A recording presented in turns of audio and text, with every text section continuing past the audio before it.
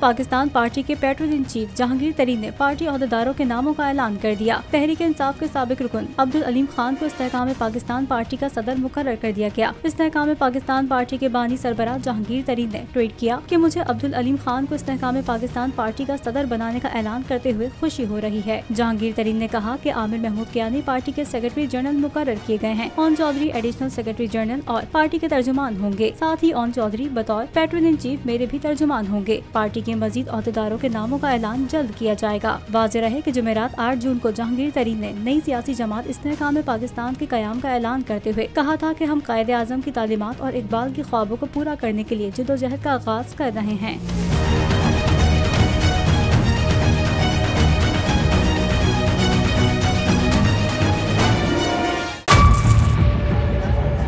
Budget 2023-24 की सबसे बड़ी ट्रांसमिशन बोल एक मर्तबा फिर सबसे आगे।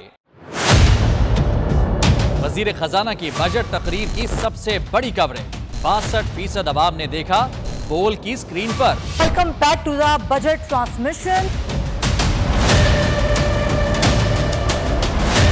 सबसे बड़े पैनलिस्ट और रिपोर्टर्स की बड़ी टीम ने बजट के लम्हे लम्हे की अपडेट से किया बाखबर अपनी आवाम को।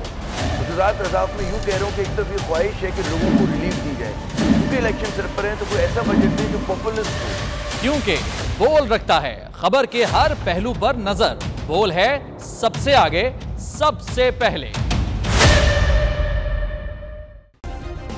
सब्सक्राइब करें और बेल दबाएं ताकि कोई खबर रह न जाए।